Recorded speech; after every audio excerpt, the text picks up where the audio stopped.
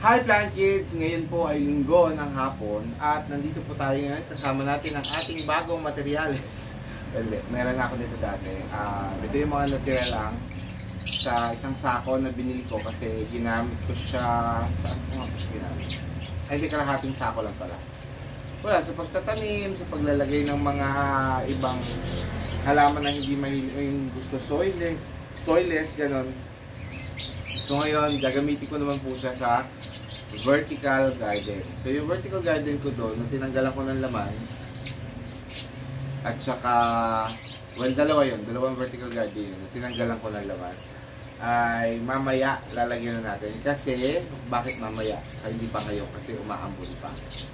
So at saka ang plano ko dito ay ibabad sa ulan para basa na siya. Para madali lang mas ano siya, mas ma-flat. So, yon. Let's see later, okay? Yon. Let's see later, okay?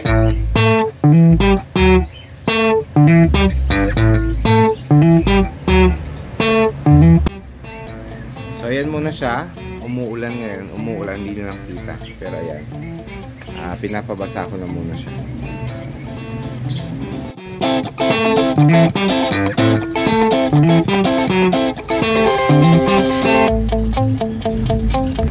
So, dito tayo ngayon sa vertical na to, mesh na ito.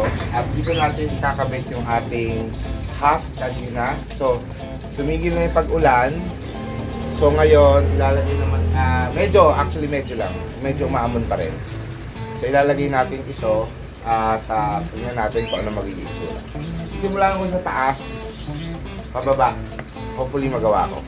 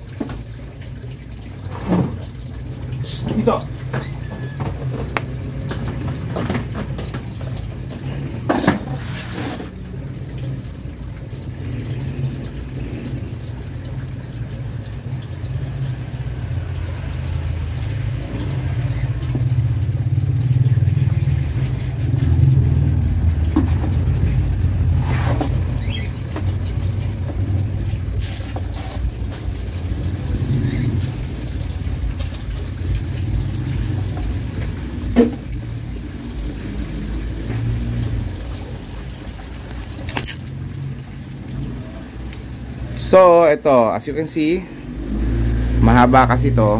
So, yung natitira ko pala, akala ko, mapupuno ko to. Yung cockpit pala na meron ako, wala pa sa kalahati. Yung nagawa ko. Tsaka bumubuka siya, so kailangan ko pang lagyan ng yung talagang pang ipit. Otherwise, yun nga, malalaglag lang siya. Okay, pero magandang panimulayan. At least nasimulan ko na. Meron ng kakapitan ng mga ugat ng philodendron pag naglagay ako dyan.